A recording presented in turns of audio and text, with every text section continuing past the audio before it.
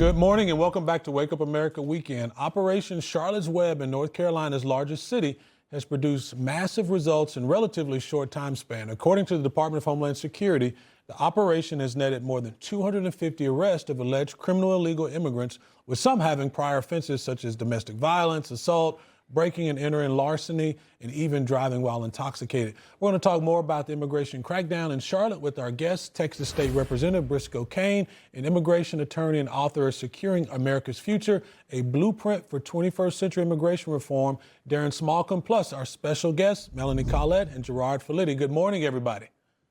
Morning.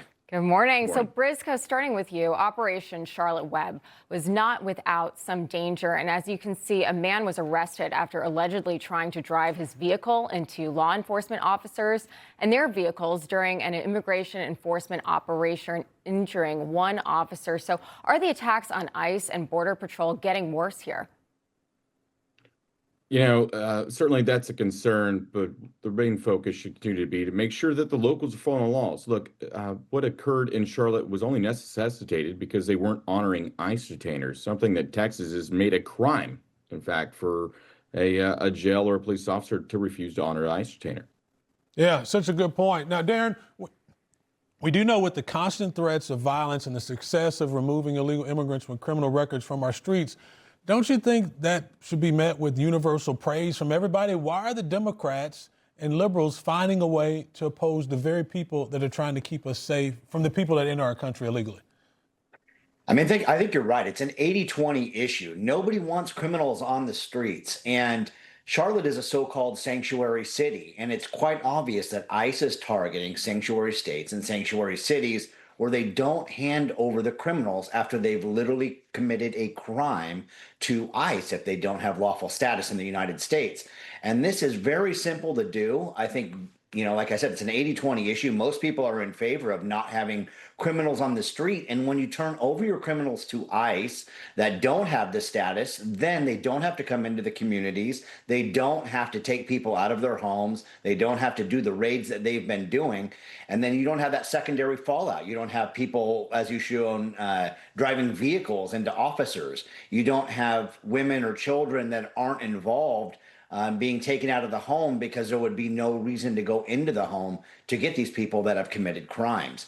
So It's something that needs to change, and until it changes, ICE will continue to go into these communities. Gerard, what are your thoughts here? Are there any legal concerns? I mean, I've heard some. I took the train in from D.C. here to New York yesterday, and there were like 80 protesters there on ICE, and there were a lot of posters about legal grounds, about even talking about, Fourth Amendment rights, and search and seizure. I mean, is there any legal standing for those that oppose what ICE is doing here? Well, sure, you can protest, you can file a lawsuit, you can contest confinement or when police infringe on your rights, but what you can't do is go and assault police officers doing their jobs. You can't obstruct carrying out justice. So that's the issue. If you have concerns with what law is being implemented, you have to vote for someone else. If you have a legal objection, you can go and sue. In this case, it's a deprivation of rights potentially. They're violating procedure. You can do that. Not necessarily successfully. The courts have sustained these actions, but what you cannot do is what these people are doing, the crazy people, and I genuinely don't understand it. You're ramming police cars. You're attacking police officers. What's going through your head that you're engaging in that violence? Yeah, that's terrible. Yeah, it's a major problem and leads me to the next question. Briscoe, more anti-ICE sentiment in Charlotte where residents have been mobilizing to try and stop arrests from being made with volunteer patrols, among other things. So if criminal illegal immigrants are shielded by local activism, what message does that send, Briscoe? Well, the question really is whether that activism is crossing the line into illegal activity. Right. They need to be prosecuted for the most part. If we're watching things and what we're seeing, at least on the news, is accurate, they are interfering with legitimate investigations. Again, the state legislature should at least follow Texas and some other states and mandate that every local law enforcement participate in the 287G program. They should mandate that they follow ICE retainers. And one of the great things with that, by the way, is they can't say it's not funded because funding does come with 287G. So there's really no excuse to protect the citizens in their region by just simply enforcing the law. this entire thing that they're complaining about is a product of their own doing. Representative, you're right on brand for a Texan. You started both questions with the nation should follow Texas. That's right on brand for sure. I do want to get your thoughts, Melanie, though. We know President Trump held a warm and friendly meeting with New York City-elect Zohran Mamdani in the Oval Office on Friday. Now, it was obviously very cordial, but I want you to take a listen to what President Trump had to say when asked about ICE. Well, I think we're going to work them out, and I think that if we have known murderers and known drug dealers and some very bad people, you know, we want to get them out. And the mayor wants to have peace. We discussed this at great length, actually, maybe more than anything else. He wants to have a safe New York. Ultimately, a safe New York is going to be a great New York. Melanie, we're going to get to that bromance later that happening in the Oval Office there between those two. But tell me about the president's comments there about ICE. I mean, what was your reaction? So I think he was trying to find areas where Zohran and he agreed. Notice he didn't talk about the methods and ways that they were going to create a safe New York. So I don't think that he's fallen back on being opposed to the sanctuary cities and sending ICE into New York at all. Yeah.